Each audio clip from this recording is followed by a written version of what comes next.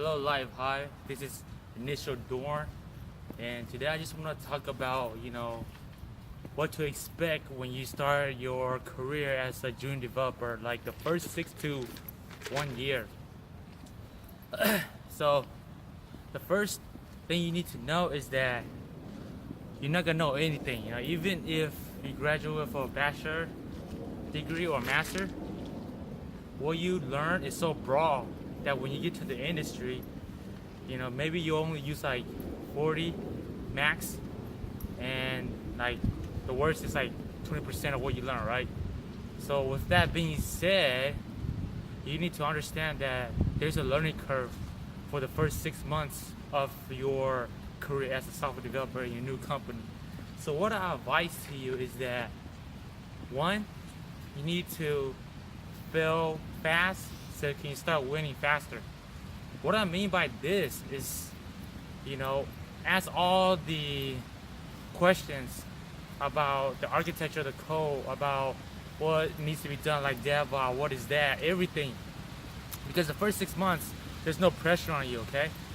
If you do not ask these simple questions, and after a year and you still don't understand and answer them, or implement them, because there'll be new hires and you'll be teaching them as well, then that'll be a very, very bad thing for you. You'll be in a real bad situation. So with that being said, lose or fail quick so you can win quicker. And that's the first advice I would like to give to you guys. Like, I'm being very honest. That's what I did. I understood from the very beginning that if I don't fail quick and I fail later on in my career, then there's gonna be some red flags on my career, because they're gonna expect a lot to over deliver. Right after a year, you need to understand A, B, C, and if you cannot even deliver the simple things, how they're gonna promote you or give you the bonus that you actually deserve. So that's one thing. Okay, the second thing is you need great mentors. Like, let's say you're in a team, right, and there's only one or two mentors. That's fine. Learn as much from them as you can, but spread out to other teams too. Like, spread out to like get to know and network with other senior developer or mid-level developers in the company.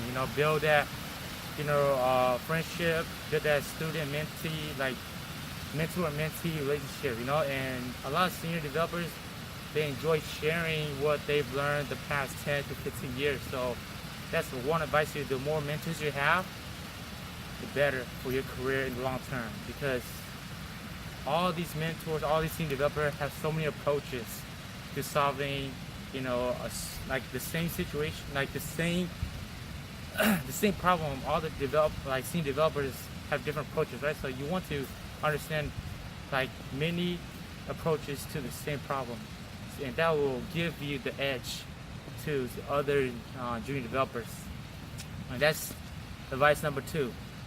Then advice number 3 is challenge yourself. Okay, you work like 8 hours a day, right?